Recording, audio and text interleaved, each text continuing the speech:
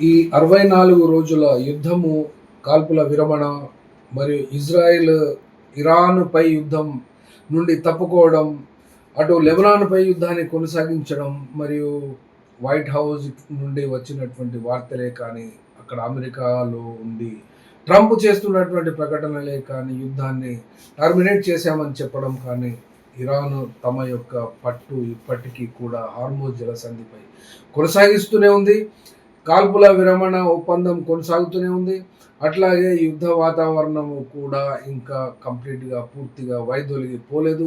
ఎందుకనంటే ఇరాన్‌లో ఉన్నటువంటి ఓడరేవులన్నిటినీ కూడా అమెరికా దిగ్బంధించి ఉన్నది. కాబట్టి ఇక్కడ ఈ యొక్క యుద్ధంలో విజేత ఎవరు అని గనక చూసినట్లయితే సైనిక పరంగా అమెరికా మరియు ఇజ్రాయెల్ పై చేయి సాధించినప్పటికీ కూడా రాజకీయంగా, వ్యూహాత్మకంగా చూస్తే ఇరాన్ గట్టి పోటీనిచ్చింది. తన యొక్క మనుగడను నిలుపుకున్నది. తమ యొక్క పేరు ప్రతిష్టను పెంచుకున్నది ప్రపంచవ్యాప్తంగా. కానీ కోల్పోయింది కూడా ఉన్నది. అత్యున్నతమైనటువంటి సుప్రీం లీడర్ అలీ ఖొమేనీని కోల్పోయింది. తర్వాత ఐఆర్జీసీ యొక్క కమాండర్స్ తో పాటుగా అక్కడ ఉన్నటువంటి రక్షణ వ్యవస్థను, పొలిటికల్ సిస్టమ్‌ను కూడా చాలా వరకు దెబ్బ పడింది. అట్లాగే సైనిక సామర్థ్యము, నౌకాదళంతో పాటు ఐఆర్‌జీసీ మరియు మిసైల్స్ సిస్టమ్స్, డ్రోన్ సిస్టమ్స్ తయారు చేయడంతో పాటుగా అణు కేంద్రాలపై కూడా అమెరికా మరియు ఇజ్రాయెల్ దాడులు చేసింది. ఆ దాడులను తట్టుకొని నిలబడడమే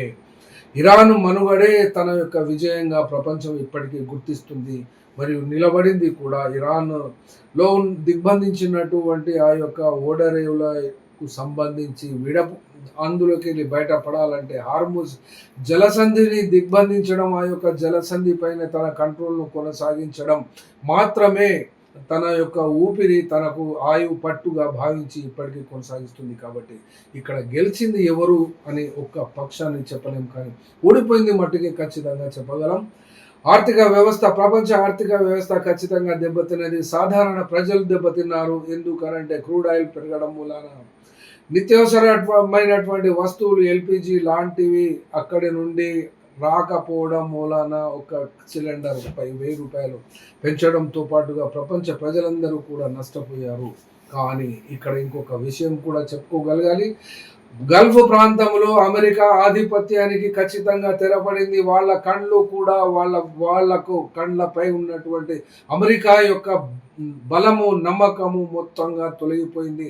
అక్కడ ఉండవలసినటువంటి తమ యొక్క దేశాన్ని కాపాడాలంటే తాము మాత్రమే నిలబడాలి, సైనిక పరంగా మరియు ఆయుధ సంపత్తిని సంపాదించుకోవాలి అనేటువంటి ఒక పాఠాన్ని నేర్పింది ఈ యుద్ధం.